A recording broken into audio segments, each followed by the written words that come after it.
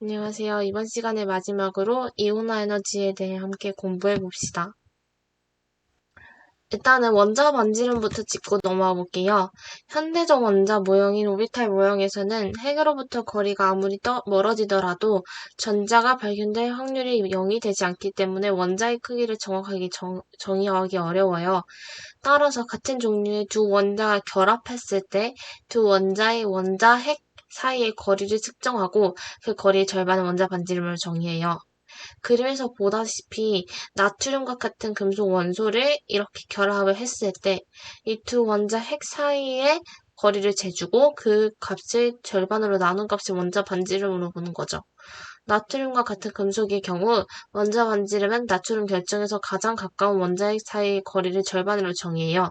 수소, 염소와 같이 동일한 원자로 구성된 이원자 분자의 형태로 존재하는 비금속의 원자 반지름은 원자 사이 거리의 절반을 정의합니다. 원자 반지름에 영향을 주는 요인으로는 크게 두 가지를 잡을 수 있어요. 하나는 전자껍질 수예요. 당연히 전자껍질 수가 많을수록, 그러니까 전자껍질 수가 많아지는 건 주행자 수가 많아지는 거죠. 많아질수록 원자 번호가 증가할수록, 그러면 전자껍질 수가 많아져서 원자과 전자와 핵 사이의 거리가 멀어지게 되므로 원자 반지름은 당연히 커지게 돼요. 유효 핵전압은 같은 주기에서는 원자 번호가 증가할수록 원자과 전자가 느끼는 유효 핵전압가 증가하고 유효 핵전압가 커질수록 핵과 원자과 전자 사이의 전기적 인력이 증가하므로 원자 반지름이 작아지게 돼요. 주기적으로 변화하게 된다는 건데 예를 들어서 같은 족과 같은 주기로 나눠줘 볼게요. 같은 족은 원자 번호가 증가할수록 전자 껍질 수가 증가하게 돼요.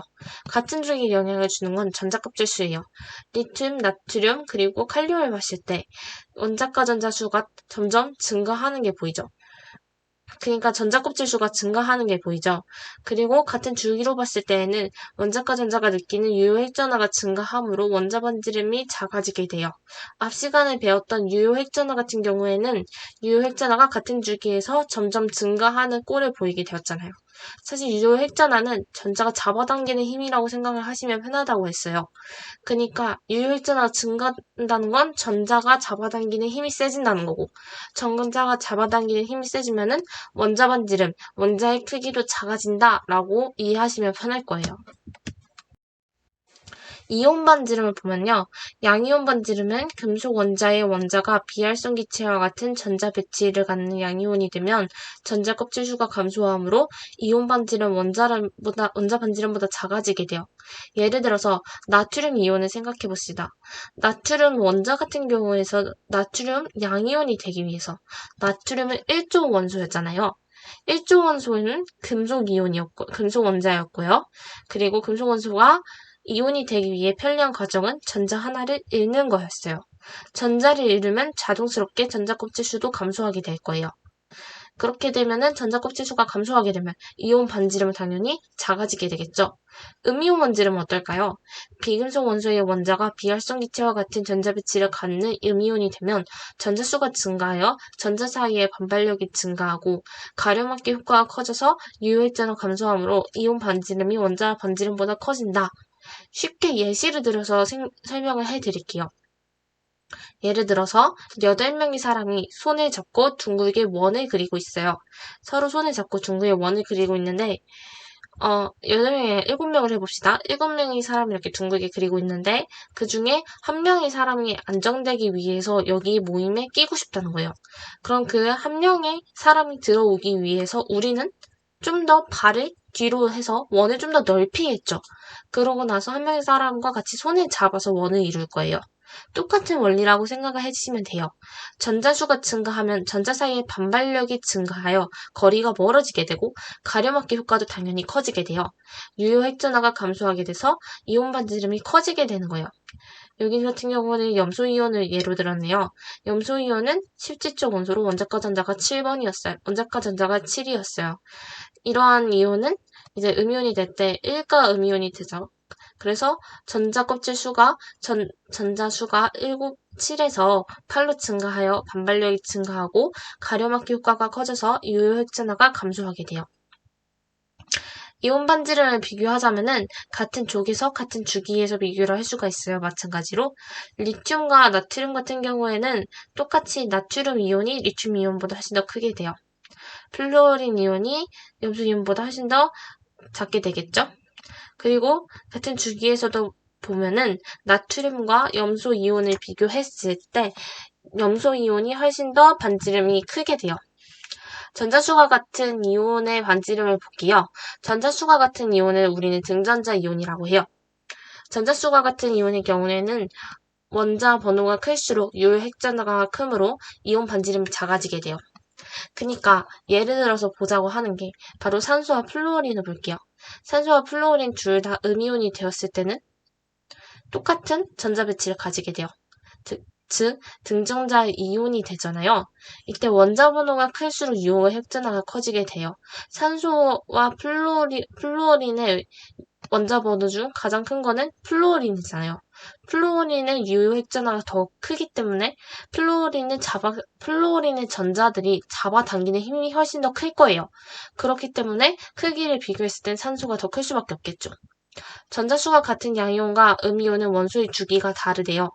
2주기 비금속 원소의 음이온과 3주기 금속 원소의 양이온은 네온과 같은 이온들이고 3주기 비금속은 4주기 금속 원소의 양이온과 아르곤과 같은 전자 배치의 이온들이에요. 무슨 말이냐면은 주기호표를 생각을 했을 때 2주기의 비금속 원소의 음이온은 당연히 이 2주기의 18쪽 원소인 바로 네온이 되기 위해서 안정된 배치를 가질 거 아니에요. 산소는 네온처럼 되기 위해 노력을 할 거고 플루오린도 마찬가지로 네온과 같은 전자 배치를 가지게 될 거예요. 그쵸? 그리고 3주기의 나트륨 이러한 양이온도 네온과 같은 전자 배치를 가지기 위해 전자를 하나 버리겠죠. 결국 2주기 비금속 원소와 3주기의 금속 원소는 이온 상태에서는 같은 전자 배치를 가지게 돼요. 하지만 크기는 동일하지 않은 게 2주기 비금속 원소는 전자를 더 얻었고요. 3주기 금속 원소는 전자를 더 버리게 되었잖아요. 그렇기 때문에 2주기 비금속 원소의 이온이 3주기 금속 원소의 양이온보다 훨씬 더 크게 돼요. 3주기 비금속 원소의 음이온과 4주기 금속 원소의 양이온도 똑같은 원리로 적용이 돼요. 3주기 비금속 원소의 음이온과 4주기 금속 원소의 양이온은 아르곤과 같은 전자 배치를 갖잖아요. 이때 비금속 원소는 당연히 전자를 얻었으니까 당연히 유효 핵전화가 작아져서 원자가 크게 되겠고 4주기 금속 원소는 전자를 잃어서 유효 핵전화가 훨씬 더 커지게 될 거예요. 유효액자랑 커지게 돼서 훨씬 더 원자 크기를 비교했을 때 3주기 비금속 원소가 훨씬 더 크게 될 거예요. 이온화 에너지 같은 경우에는 기체 상태의 원자 1몰에서 전자 1몰을 떼어내어 기체 상태의 플러스 1가 양이온을 1몰로 만드는데 필요한 에너지를 말해요. 그러니까 이 예시는 나트륨으로 예시를 든 것 같아요. 나트륨으로 예시를 들었는데 나트륨의 원자 1몰에서 전자 1몰을 떼어내어 기체 상태의 플러스 1가 양이온을 만드는데 필요한 이온화 에너지를 말하는 거예요. 나트륨의 이온화 에너지는 496kJ/몰이라고 하네요. 그러니까 이렇게 안정된 나트륨 이온이 되기 위해 필요한 나트륨의 이온화 에너지는 숫자로 표현하면은 이렇게 되는 거예요. 이온화 에너지가 작을수록 전자를 떼어내기가 쉬워지므로 양이온이 되기 쉬운 거예요. 그래프로 나타내면은 이 그래프가 특정한 어떤 숫자를 가지고 값을 가져서 형태를 띠게 되는데 그 그래프 같은 경우는 예외적인 경우도 발생하기 때문에 이 이온화 에너지가 주기율표에 따라서 일반화를 시키는 것 좀 그렇고 예외적인 경우는 조금 외워야 되는 경우도 있어요. 사실 이온화 에너지 같은 경우에는 사실 앞에서 배웠던 이온화 에너지와 유효액전화 같은 경우에는 오비탈의 확률을 이해하는데 좀 도움이 된다고 생각을 해요.